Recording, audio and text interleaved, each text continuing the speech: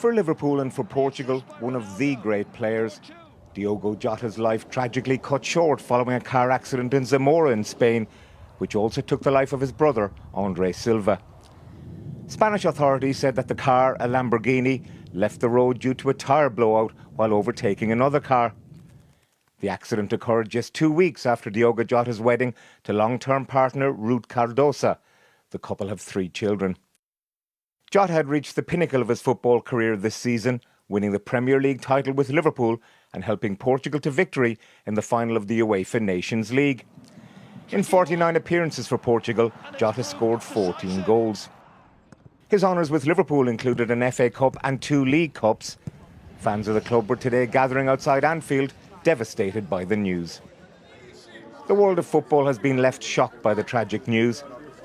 The Portuguese Football Federation saying that Jota was not only a fantastic player, but also an extraordinary person who was respected by all his teammates and opponents. Cristiano Ronaldo sent his condolences to Jota's family, wife and children, and said of his international teammate and his brother, "Rest in peace, Diogo e André. We will miss you." Thank you for speaking to us on this really sad day for the sporting world. Perhaps you can reflect, though, at the beginning, just how special Diogo was. You saw him play. Yes, Diogo, he was a special talent, that is sure, and he was marked out as such as a youngster in his home city of Porto, where he signed up for a local club.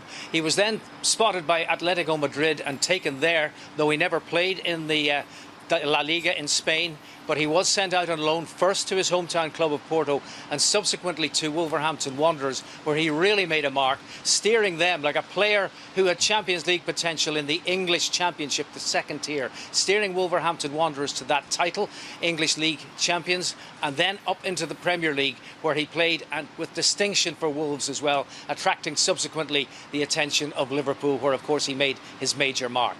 Yes, he did. And George, you've spent a lifetime watching talented young players like this come through. Perhaps you can give us a sense of the shock and sense of loss that the world of football and sport felt as this news spread this morning.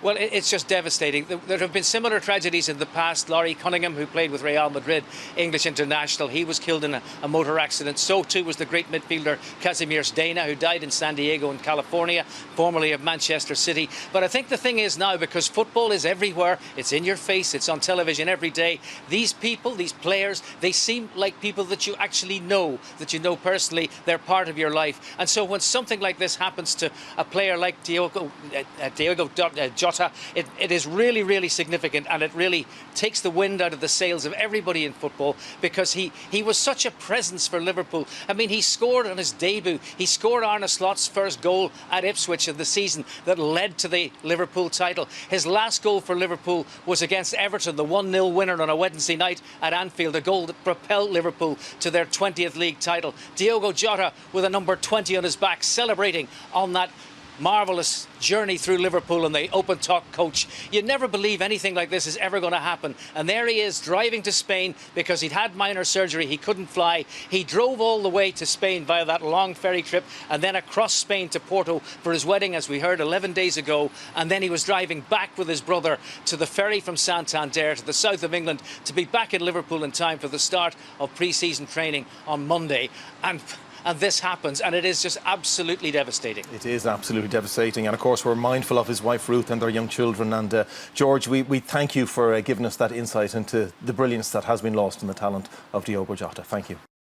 To get my head around that, somebody who just got married 10 days ago and has a young family, and you were singing a song a few weeks ago. Do you know, like he scored the winner against Everton a few weeks ago, and now he's gone. Total numb. That's the only way I can describe total numbness. To me, all you ask for from a player is to give 100%, and he did that every time. Every time the ball came to him, you thought he was going to score. Every time he just never let people have a minute, and that's why Liverpool fans and Irish fans loved him, because he gave everything.